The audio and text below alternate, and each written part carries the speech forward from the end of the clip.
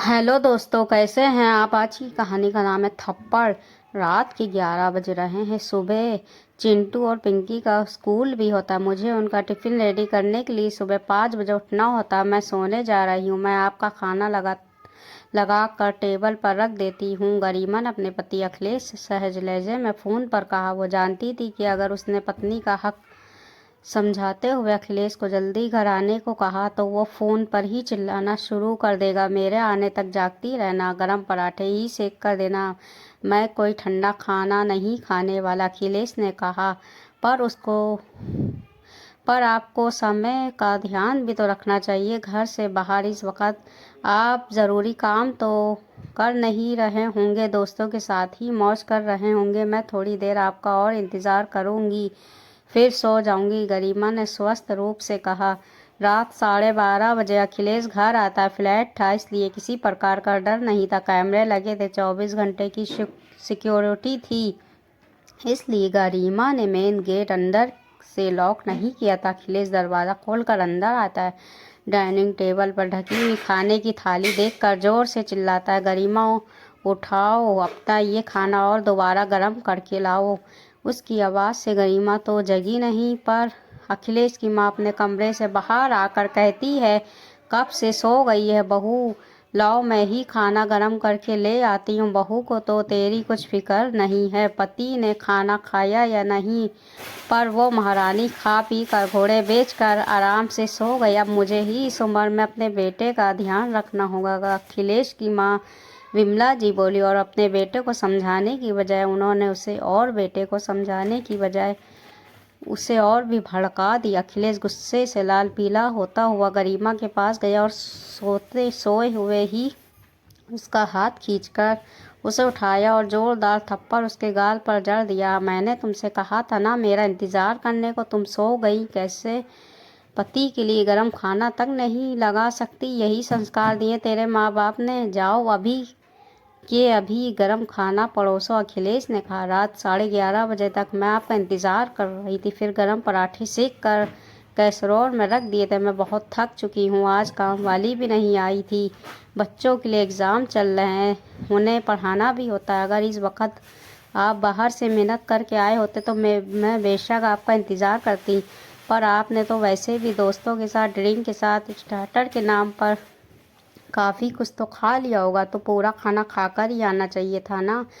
बेवजह रात के 12 बजे हंगामा करने का क्या मतलब। रोज़ रोज़ मैं इंतज़ार करके थक चुकी हूँ, मेरी सेहत पर भी असर पड़ने लगा, गरिमा ने कहा। अखिलेश ने फिर एक थप्पड़ गरिमा के गाल पर जड़ दिया। समझ नहीं आ रहा है तुम्हें मैं क्या कह रहा हूँ। दोबारा से खाना गरम करके परोसो और गरम पराठे सेकना, नहीं तो तेरे भाई को फ़ोन लगाता हूँ, अखिलेश ने कहा। गरिमा की आंखों से टपक आंसू बहने लगे। अब तुम्हारा रोना धोना हो गया हो तो फटाफट से मेरे बेटे के लिए खाना परोसो। बेचारा दिन भर बाहर काम करके थक हार कर घर आता है, तुम्हारा और तुम्हारे बच्चों का पेट पालता है। बदले में तुम्हारी किटकिट से परेशान होकर उसने हाथ उठा भी दिया, तो ऐसा क्या हो गया जो आंसू बहा रही हो। सास विमला जी बोली। इतने में गरिमा की छोटी ननंद सोनम भी अपने कमरे से बाहर आ गई। क्या भाभी, ये रोज का तमाशा है आप लोगों का, चैन से सोने भी नहीं मिलता इस घर में। सोनम बोली, जाओ भाभी किचन में, 2 मिनट के अंदर खाना नहीं परोसा तो भैया दोबारी आपकी अच्छी खासी धुलाई कर देंगे।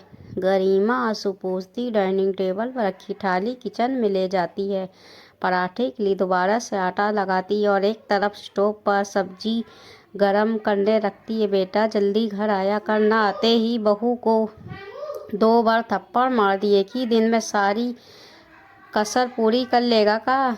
क्या कहीं बहू ने अपने मैके वालों को खबर कर दी या सब कुछ छोड़ छाड़ कर मैके चली गई, तो तेरी बहन की भी शादी होनी बाकी है, बात फैसले देर नहीं लगती, विमला जी ने कहा। जिसने पहले आग लगाई थी अब आग को बुझाने वाली चली चली थी। अरे कहीं नहीं जाने वाली, ये बाप तो है नहीं इसका, मैके में सौतेली माँ और साथ में सौतेला भाई वो भी अपनी पसंद की बीवी लाकर बैठा। इसे तो यहीं बितानी होगी पूरी ज़िंदगी, शादी की शुरुआत से ही तो आपने कह रखा था कि पत्नी को दबा कर रखना, नहीं तो सर पर चढ़ जाएगी। पहले भी तो उस पर कई बार हाथ उठा चुका हूँ। अखिलेश ने कहा, अरे तेरे मारने से हाथ पैर में कहीं ज़्यादा चोट आ गई तो घर के काम कौन करेगा? हमसे तो नहीं होता अब घर के काम। जब से इसकी भाभी आई हफ्ते 10 दिन में 1-2 बार तो मायके से फ़ोन गरिमा के पास आ ही जाता है। बातों बातों में बहू ने 1 की 2 करके बता दी तो विमला जी बोली। इतने में गरिमा गरम गरम खाना ले आया। अखिलेश ने एक निवाला खाया ही देकर थाली को उठाकर ज़मीन पर फेंक दिया। कितनी तेल वाली सब्जी बनाई, नमक भी तेज है। 9 साल हो गए शादी को, पर ढंग का खाना बनाना नहीं आया। इतना बोलकर अखिलेश कमरे में चला गया। जब पेट में जगह ही ना हो तो भरी थाली भी आकर्षित नहीं करती। हमेशा की तरह गरिमा लग गई सफाई करने और सास और ननंद चली गई अपने कमरे में। अखिलेश अक्सर ही बहुत बदतमीजी से गरिमा के साथ व्यवहार करता और गरिमा अखिलेश की शादी को करीब 9 साल हो चुके थे। उन्हें एक 7 वर्षीय बेटे और 5 वर्षीय बेटी के माता पिता बनने का सौभाग्य प्राप्त। अखिलेश के पिता का स्वर्गवास हो चुका था। उसके ऊपर अपनी माँ और 2 छोटी बहनों की जिम्मेदारी थी। एक बहन की शादी उसने 3 साल पहले ही कर दी थी। अब छोटी बहन सोनम भी शादी लायक हो चुकी थी। गरिमा मात्र 4 साल की थी तभी उसकी माँ गंभीर बीमारी से चल बसी थी। उसके पिता ने दूसरी शादी भी कर ली थी। सौतेली माँ गरिमा के साथ समान व्यवहार रखती, ना ज़्यादा प्यार दुलार करती पर परेशान भी नहीं करती। बेटे के होने के बाद वो अपने बेटे की परवरिश में ही लगी रहती। ग्रेजुएशन कंप्लीट होने के बाद अखिलेश का रिश्ता गरिमा के लिए आया। अखिलेश के बारे में ज़्यादा छानबीन नहीं की गई, बस उसके पास अपना घर था, अच्छी नौकरी थी, यही गरिमा के पिता के लिए काफ़ी था। अखिलेश और गरिमा की शादी के बाद अखिलेश की माँ ने सोचा बहू आने के बाद उनका महत्व घर और बेटे के जीवन में कम न हो जाए, इसलिए अपने बेटे से वो हमेशा पत्नी पर काबू रखने की वो कहती कि पत्नी को ज़्यादा महत्व ना दिया जाए, नहीं तो सर पर चढ़ जाती। विमला जी बहू बेटे को आपस में ज़्यादा समय भी बिताने नहीं देती। बहू को सारा दिन घर के कामों में ही उलझाए रखती ताकि पति पत्नी को एक ना हो जाए।